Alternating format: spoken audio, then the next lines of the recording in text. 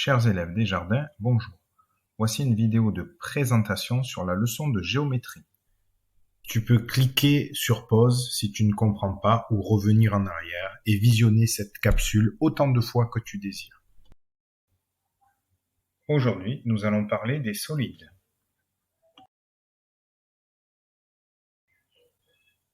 Alors, qu'est-ce qu'un solide?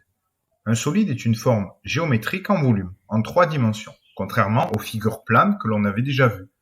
Par exemple, un cube est un solide, un cylindre est un solide, et un pavé droit est aussi un solide.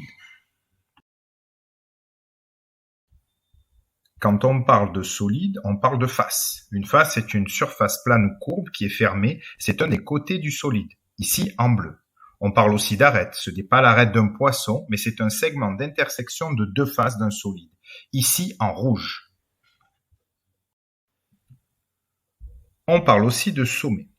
Le sommet est une extrémité formée par la rencontre de 3 arêtes ou plus, ici en jaune.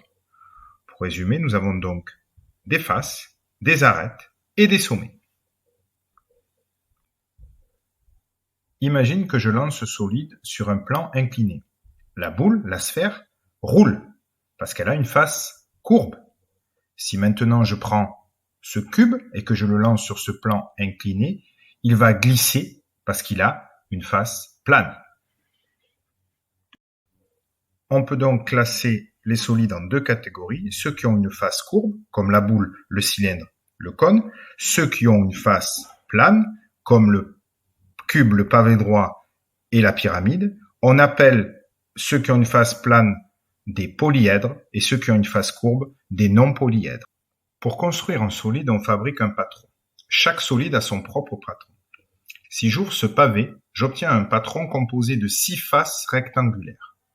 Pour ce prisme, le patron contient 5 faces, 2 triangulaires et 3 rectangulaires. Certains solides sont à connaître. Tout d'abord les polyèdres, avec le cube, le pavé, le prisme et la pyramide. Ensuite les non-polyèdres, comme le cylindre, le cône et la boule.